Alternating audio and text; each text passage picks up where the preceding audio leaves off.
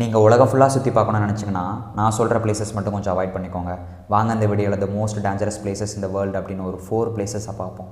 இந்த லிஸ்ட்டில் ஃபர்ஸ்ட் பிளேஸில் இருக்கிறது பிரேசிலில் இருக்க ஸ்னேக் ஐலாண்ட். இந்த ஐலாண்டில் 1 மீட்டருக்கு ஒரு பாம்பு இருக்குமா. அப்போனா எவ்வளோ கொச்சன்னு இருக்குன்னு பார்த்துக்கோங்க. பாம்புங்கள்லாம் கோல்டன் லேண்ட்செட் வைப்பர் அப்படின்னு ஒரு பாம்பு இருக்கான். அது இந்த ஐலாண்டில் மட்டும்தான் இருக்கான், வேறு எங்கேயுமே கிடையாதான். இந்த பாம்பு கடிச்சா 1 மணி நேரத்தில் கன்ஃபார்ம் டெத் தான். பிரேசில் கவர்மெண்ட்டே இந்த இடத்துக்கு கண்டிப்பாக போகக்கூடாதுன்னு ரெஸ்ட்ரிக்ட் பண்ணியிருக்காங்க பீப்புள்ஸை.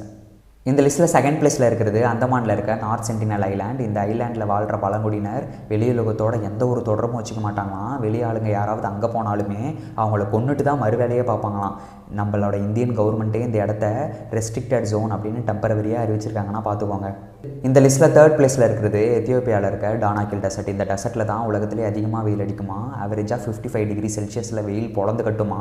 இந்த இடத்துல மழை இருக்காதான், தண்ணி இருக்காதான், ஒதுங்கிறதுக்கு ஒரு நிழல் கூட இருக்காதான். இந்த லிஸ்ட்டில் ஃபோர்த் பிளேஸில் இருக்கிறது அமெரிக்காவில் இருக்க ஏரியா 51.